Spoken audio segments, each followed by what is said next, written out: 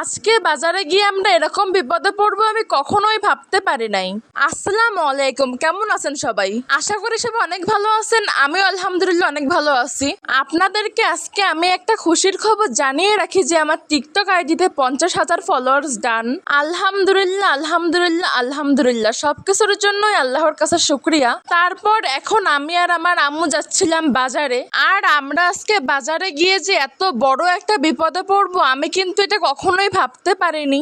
আর আমরা আজকে বাজারে এসে কি বিপদে পড়লাম আপনাদেরকে আমি ভিডিওর লাস্টেই বলবো, তাই ভিডিওটা অবশ্যই সবাই শেষ পর্যন্ত দেখবেন।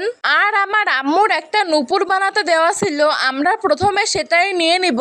আম্মুর নূপুরের ডিজাইনটা কেমন হয়েছে কমেন্ট করে জানাতে একদমই ভুলবেন না। আর আমি স্বর্ণের দোকানে একটা মিরর দেখতে পেলাম, তাই আমি ভিডিও করতেছিলাম মিররে ভিডিও করতে কিন্তু আমি অনেক পছন্দ করি। আমি একটু এখানে দাঁড়িয়ে রং ঢং করতেছিলাম। আর আপনারা তো জানেনই যে আপনাদের আপু ঠিক কতটা ঢং করতে পারে। যাই হোক, তারপর আমরা চলে আসলাম ওষুধের দোকানে। এখান থেকে আমার আপুর জন্য ওষুধ নিতে হবে।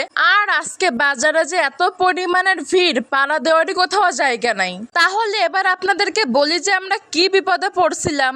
আমরা বাজারে থাকতেই নামলো প্রচন্ড পরিমাণে বৃষ্টি, আর আমরা কিন্তু বাসা থেকে ছাতা নিয়ে আসছিলাম না। আজকের ব্লগটা আপনাদের কাছে কেমন লাগলো আমাকে কিন্তু কমেন্ট করে জানাতে একদমই ভুলবেন না। সো আজকের ব্লগটা ছিল এই পর্যন্তই। সবাই সুস্থ থাকবেন, ভালো থাকবেন, আল্লাহ হাফেজ।